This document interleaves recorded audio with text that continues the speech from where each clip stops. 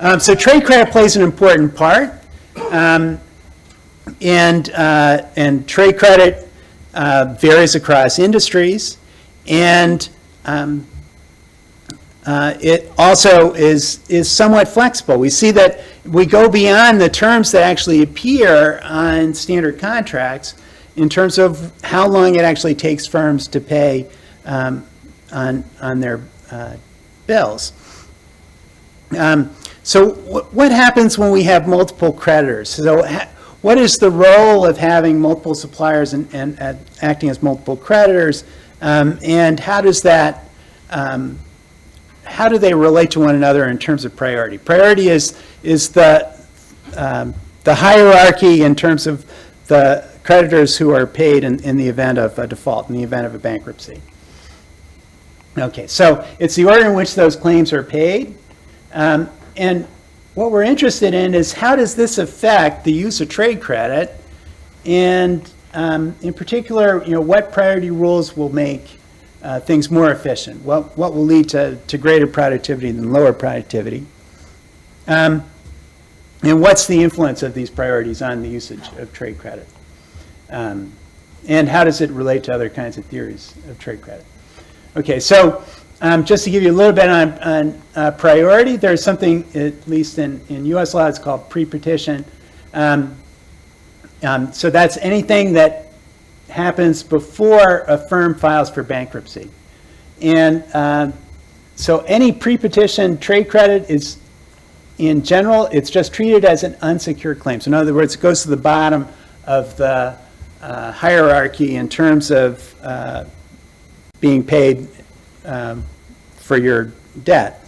Now, if it's post-petition, so if a firm actually is able to gain bankruptcy protection, but then continues to function under bankruptcy protection, which is called Chapter 13 in the U.S., if it continues to function in that form, then trade credit receives the highest priority. That's called administrative priority. That means that they have to be paid first. They would be paid before any of the other kinds of financial claims in the firm. And that the reason for doing this is that it's to allow a firm to try to get its act together to reorganize and see whether it can become a competitive firm by going through the bankruptcy process, something such as General Motors went through. So that during General Motors' bankruptcy, which didn't last very long, but during its bankruptcy, all of the firms that were supplying to General Motors had this administrative priority. So they would be paid first before any of the General Motors' debt would be paid. Now, there's certain rights that trade creditors have. So, for example, in the Uniform Commercial Code, they have the right to reclaim goods within 10 days. Now, this is a right that we think of as having some value. However, reclamation of goods or value within 10 days, it depends on how you value those goods. So it's often just more expensive to try to figure out how much those goods are worth after you've delivered them than to go through this or to find those goods that have been delivered within 10 days. So often this isn't taken advantage of in bankruptcy proceedings. However, there was a change in the U.S. law in 2005 called BAPSPA, the Bankruptcy Abuse Prevention and Consumer Protection Act, and that extended the claim to 45 days. So this law, the intention of this law was actually to protect suppliers. So they thought, oh, well, suppliers should have greater protection, so we should increase the time period over which they can reclaim goods. So increase it from 10 days to 45 days. However, with still goods are valued. So that means you still have to go to the judge and argue to the judge how much those goods are worth at this time. So for example, Sony would have to go back to Circuit City and say, well, here's how much we think these TVs are worth.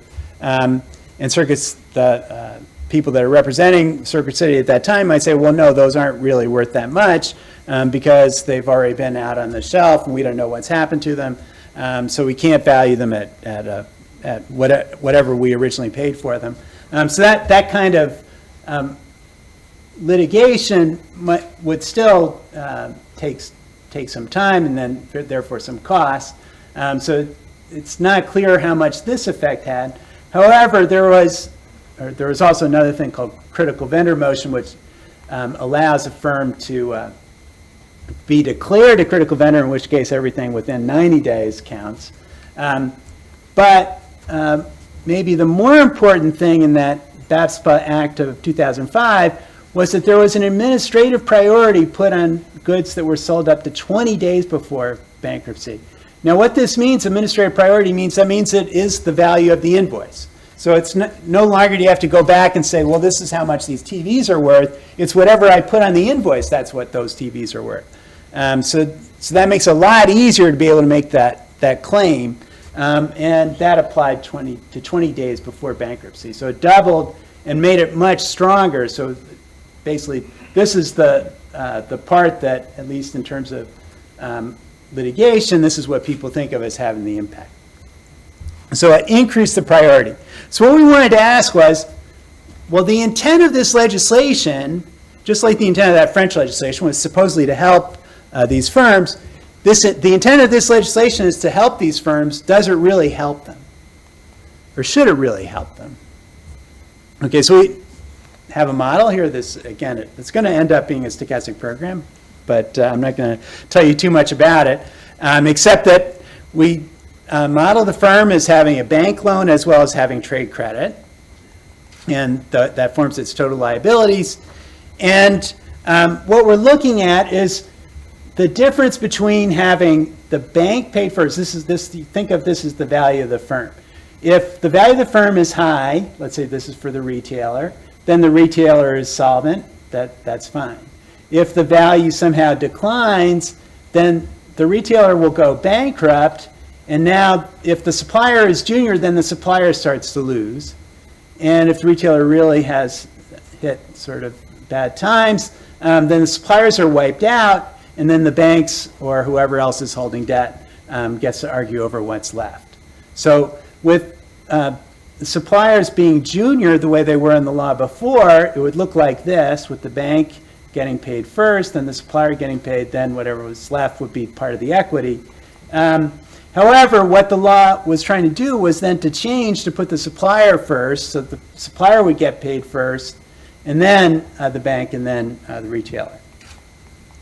And we could also look at sort of combinations of the two. So here's just a model in which the retailer decides on whether to invest. The supplier proposes a contract. There might be other things going on. The retailer uses trade credit, and then things are paid off.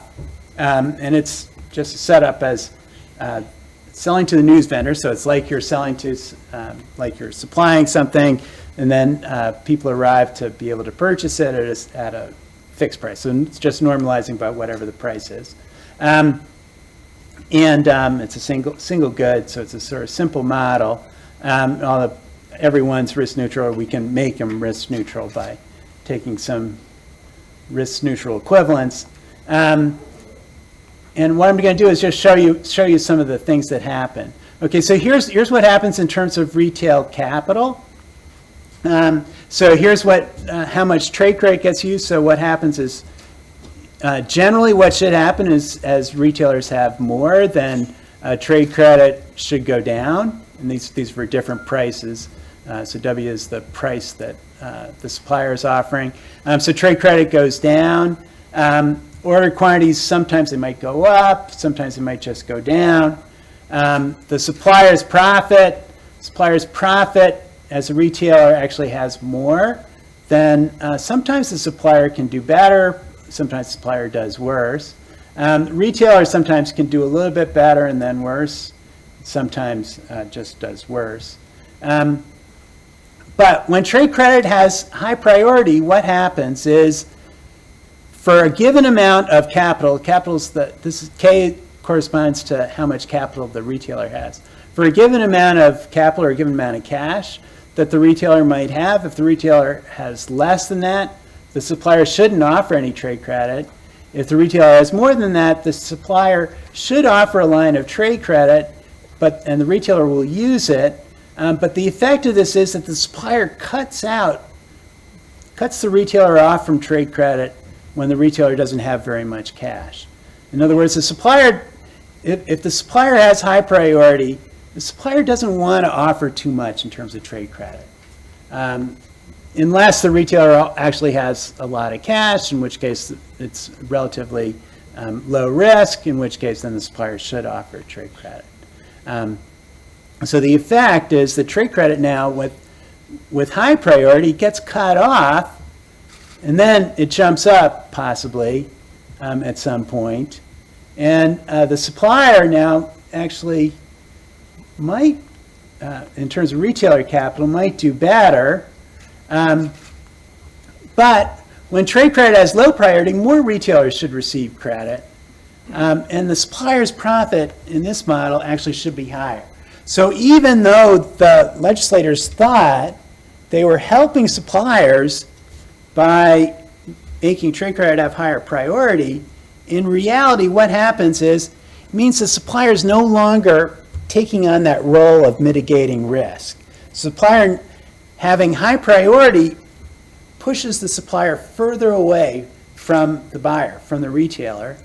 It decreases the incentive for them to share in the risk, and therefore the suppliers offer less trade credit. It cuts down on trade credit overall and actually hurts the supplier. So it hurts the supplier, possibly hurts the retailer. So this is just making a comparison of the two. So what happens that as the retailer has more capital available, trade credit sometimes, blue is when it's junior, red is when it's senior. So trade credit, when it's senior, trade credit is cut off in these low areas down here, where it would have been available if trade credit was junior, and then it bumps up.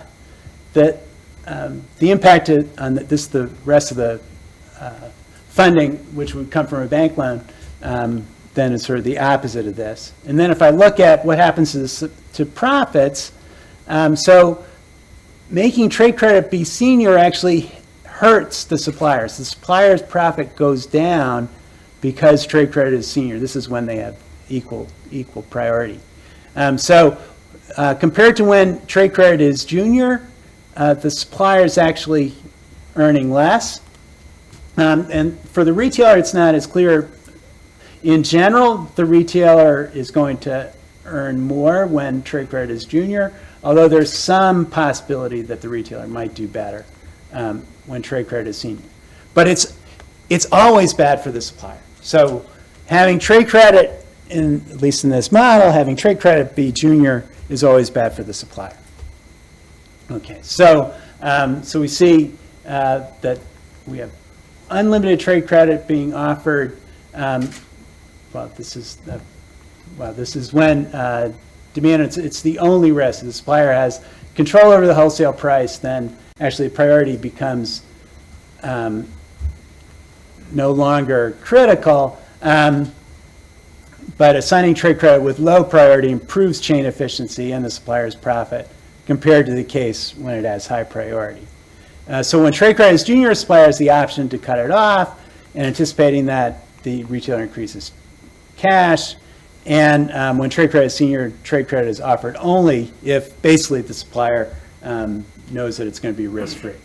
So I wanted to test whether this was whether we can observe this in the data. And going back to this event of more than doubling of the claim, so that we had this 20-day administrative claim, the 45-day reclamation right claim, seeing whether that made a difference. So looking at what happened in terms of the amount of trade credit that's being offered as a fraction of all the current debt, which includes these current liabilities and the trade and the accounts payable, and then testing to see if there was a difference before the change in the law compared to the period after the change in the law. So seeing whether there's a difference between those two things, and basically what this says after controlling for GDP and other kinds of receivables as well, what we see is that there is a significant impact from the 2006-2008 period relative to the 1999-2002 period. And essentially the reduction in trade credit, depending on how the model is specified, was something around 4% or 1.5%. So the impact, again, of a law that was, the intention of the law was actually to improve circumstances for suppliers. It had the opposite effect. It actually hurt suppliers, it hurt trade credit. It had the impact like that example in France where it was just legislated not to have trade credit belong a certain time, beyond a certain time. This also had an impact on what happened in the United States. So we see this in different countries as well. Just to talk a little bit about what happens in terms of other kinds of theories, there's other theories of trade credit that it reduces transaction costs, in which case then maybe it should be senior, or that it makes it easier for the goods to be liquidated in the event of a bankruptcy, like Sony might be able to redistribute the TVs in a better way than another firm, in which case then maybe trade credit should be senior. However, you might think of trade credit as signaling, well, that I only use trade credit if I don't have enough cash on hand. We know that that's not actually what happens, since we see that from the Walmart example. But that would say that trade credit should be junior. There's another theory that says that, well, trade credit actually makes it easier to reorganize in bankruptcy, and that's kind of the same as what's happening in this model. Or the trade credit's a good form of guaranteeing that the goods have good quality, so you want to make sure that I get to inspect these goods, so I'm not going to pay until I get to inspect them or until I see my customers are able to inspect them. So that would say, that, again, that trade credit should be junior, and this model here is basically a risk-sharing objective, that trade credit is a way in which firms can share risk. And that's kind of the motivation for what should be driving trade credit in the economy. Okay, now, what I want to do is look at how this works with other kinds of,